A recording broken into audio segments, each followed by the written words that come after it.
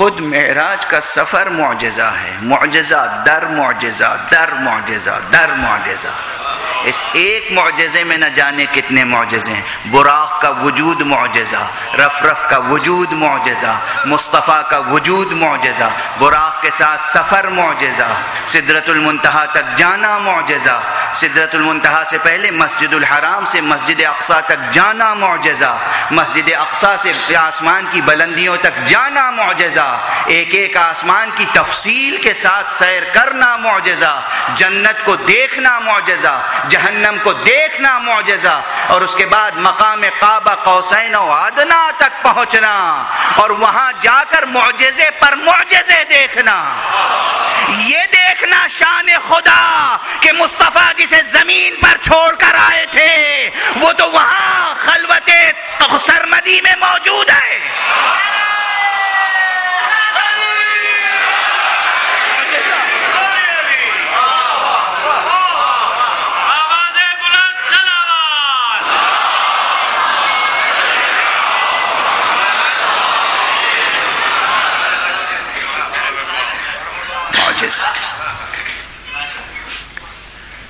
اب یہاں پر کیا کروں،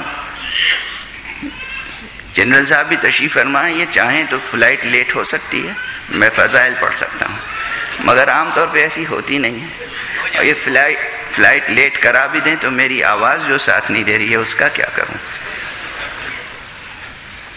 معراج میرا بہت پسندیدہ موضوع ہے، اور اب پوری ذمہ داری سے عرض کر رہا ہوں، ہمارے برادر شفیق و بزرگوار جناب حجت الاسلام والمسلمین مولانا مولوی شفا نجفی صاحب تشریف فرمائیں۔ جو نادان لوگ ہیں وہ مولوی کہنے پہ ناخوش ہوتے ہیں، کہتے ہیں آپ نے میرا مرتبہ چھوٹا کر دیا۔ مولوی ہونا بڑا مرتبہ ہے، مولانا ہونا بڑا مرتبہ نہیں ہے۔ مولانا تو کوئی بھی ہو سکتا ہے، مولوی وہ ہوتا ہے جو مولا کا ہو کر رہ جائے۔ مولوی اس میں منصوب ہے، مولانا مضاف مضاف الیہ ہے، مولا نا کی طرف مضاف ہے۔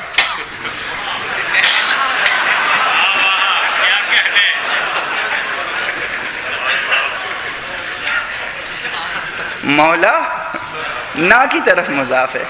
عربی میں تو نا ہے ضمیر جمع متکلم، اردو میں نا کے معنی آپ جانتے ہیں۔ مولانا یعنی ہمارے مولا، ہم کسی کو بھی مولا بنانے، ہمارے بنانے کا کیا معیار ہے؟ لوگوں نے کیسے کیسوں کو کیا کیا بنا دیا، اس سے کیا فرق پڑ گیا؟ فرق کیا پڑ گیا؟ نہ بنانے والے بن سکے، نہ بننے والے بن سکے، دونوں بگڑ کے رہ گئے۔ ہم جسے بھی چاہیں مولا بنا لیں، مولانا کہنا شروع کر دیں۔ اصل کام ہے مولوی بننا۔ مولوی میں مولا کے ساتھ یائے نسبت ہے، مولوی یعنی مولا والا، سبحانہ و تعالی، جو اپنے کو وقف مولا کرے، مولوی مولوی۔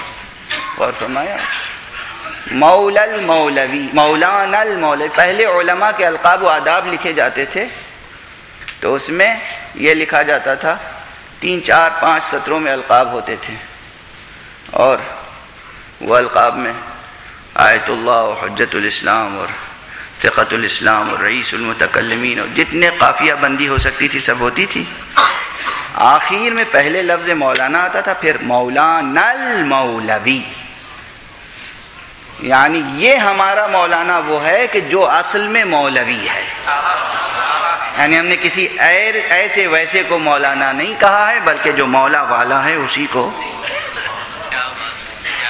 ہم نے اپنا مولا یا آقا یا پیشوا بنایا ہے۔ بہرحال یہ تشریف فرمائے، تو میں مقام شکر میں تحدیث نعمت کر رہا ہوں۔ یہ جو بحث ہے نا کہ معراج پیغمبر جسمانی تھی یا روحانی، اس میں علماء نے قرآن مجید سے بھی استدلال کیا ہے کہ یہ معراج جسمانی معراج تھی، یعنی مکمل وجود کے ساتھ، روح و جسم کے ساتھ معراج ہوئی،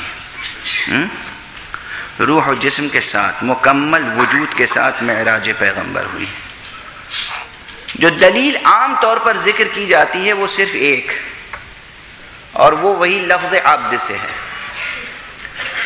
علامہ فخر الدین رازی نے بھی یہ دلیل نقل کی ہے تفسیر کبیر میں، اور دوسرے علماء نے نقل کی ہے، ذاکرین نقل کرتے رہے ہیں، آپ مجھ سے پہلے سن چکے ہوں گے یہ دلیل کہ سبحان الذی اسری بعبدہ، کیا کہنا اس پروردگار کا جس نے اپنے عبد کو راتوں رات سیر کرائی۔ تو کہتے ہیں عبد کا اطلاق صرف روح مجرد پہ نہیں ہوتا، عبد کا اطلاق روح اور جسم کے مجموعے پر ہوتا ہے۔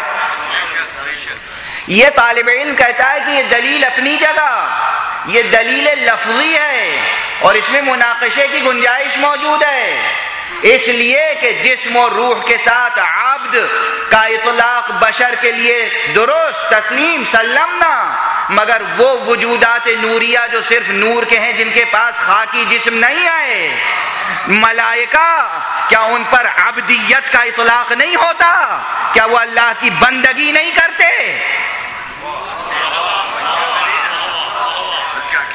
مناقشے کا دروازہ کھلا ہوا ہے، مناقشے کا دروازہ کھلا ہوا ہے، لیکن اسی آیت کریمہ میں سبحان الذی اسری بعبدہ، اس آیت میں 8 دلیلیں موجود ہیں، اس ایک آیت میں 8 دلیلیں موجود ہیں کہ پیغمبر اکرم کو یہ معراج پورے وجود کے ساتھ حاصل ہوئی تھی، جسم کے ساتھ حاصل ہوئی تھی، صرف روحانی معراج نہ تھی۔ اس ایک آیت میں جو دلیلیں کچھ لفظی ہیں، کچھ عقلی، کچھ لفظی دلیلیں، کچھ عقلی دلیلیں۔ اب میں صرف ایک یا 2 دلیلوں کی طرف اشارہ کر سکوں گا، اس سے زیادہ نہیں، تو وقت گزر چکا۔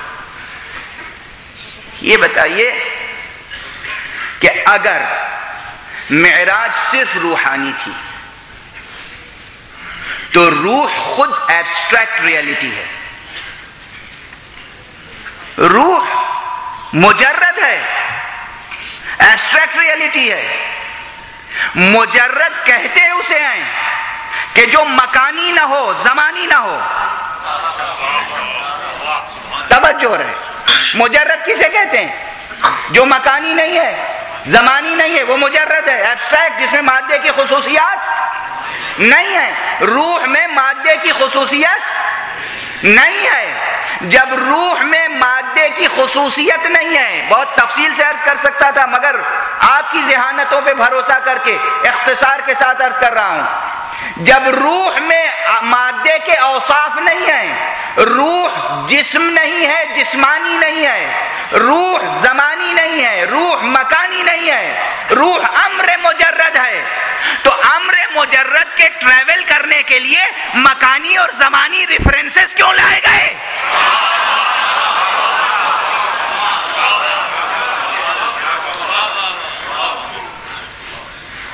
روح کے سفر کے لیے روح کسی مکان سے مکان تک سفر نہیں کرتی، چونکہ وہ ہے لا مکانی۔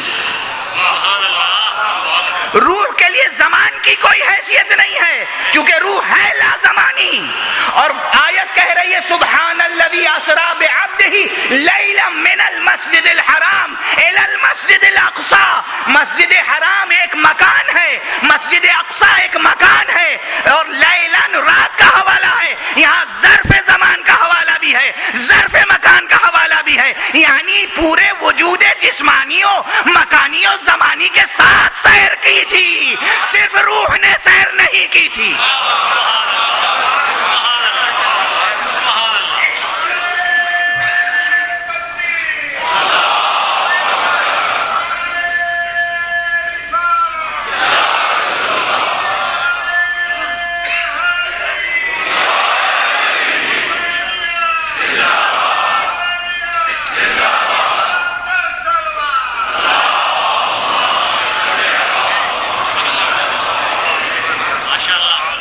خود غور فرمائیے، روح ایبسٹریکٹ ریئلٹی ہے.